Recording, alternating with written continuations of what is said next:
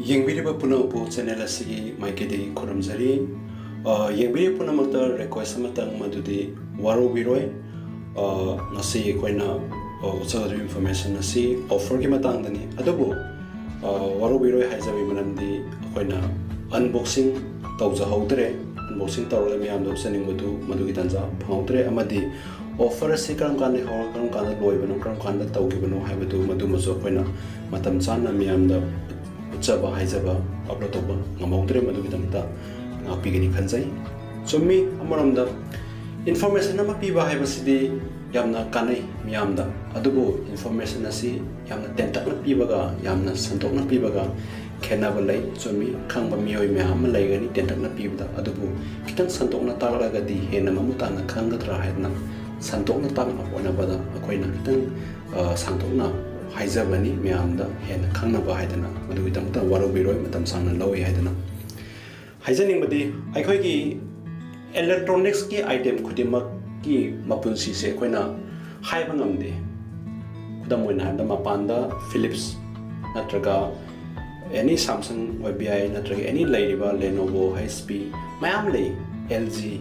mayam lei adubu madugi quality magi brand yam afaba lei adubu manungda aikoina fana phara leirogasu madugi quality du yoba ngambra ngamdabra haibdudi sinna matamda magi matamdu sudana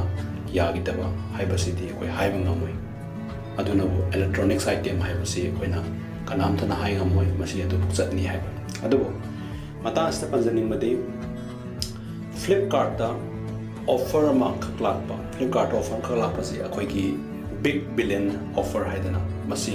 koi manipuri recha anamana khangbirangani khali big billion na lakpa offer sida ekoina series koi LED TV ni masi koina BPL Vivid series hai BPL Vivid series 80 cm ni aduga 32 inch masi HD ready LED hai HD ko smile lai aduga masi koina offer lakma tamda koina leja hubasi asengba moina piba price dadi 6355 ni 6355 pricing taroka chahumya khaimanga sunatagi adugo GST yauraga GST da 18% ni 1143.92 paise haibdare machi puzal lakanda total price da 7499 lay machi damta waru biroi offer do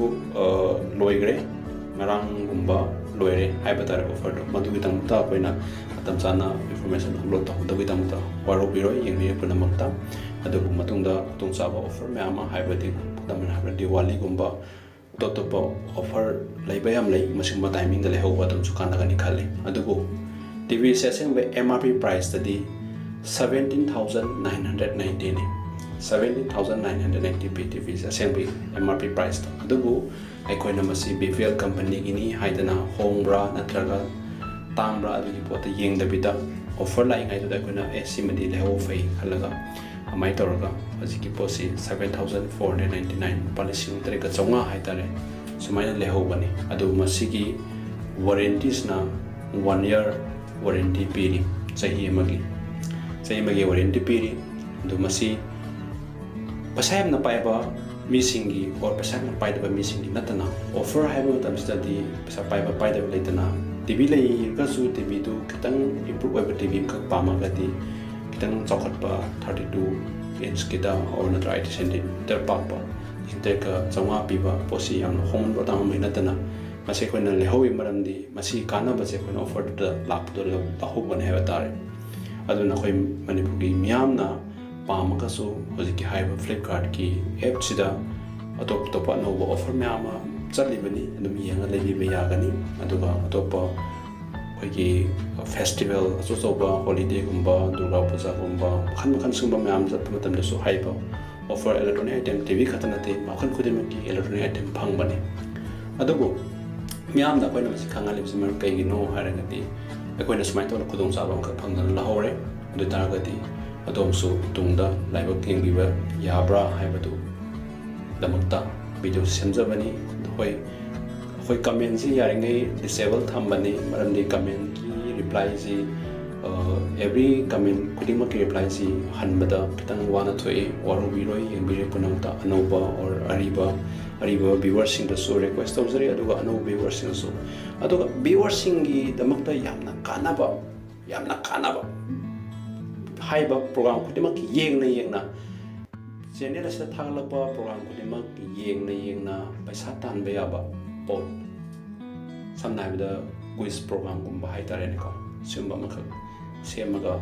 tauke haina khanjaba leiri adubu matam kyam changduno thakya changduno haibde haiba ngamde so ituna viewers sing tamta so semani paisa di yam pikpe chawwe lising tak hobe manga hobe hobe ani da hobe first prize second prize third prize adom yeng bi gadami comment da 1 minute amagi manungda answer pi gadabani smai tawdana quiz program ma sem ge na khali si viewers sing gi tamta yamna matam mangi tu ki yengi tu ki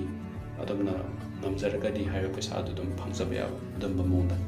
quiz program khak sem ge na khali asi viewers sing tamta semjabani aduna tamin condition myam suloi masida subscribe tawba bell icon nambiba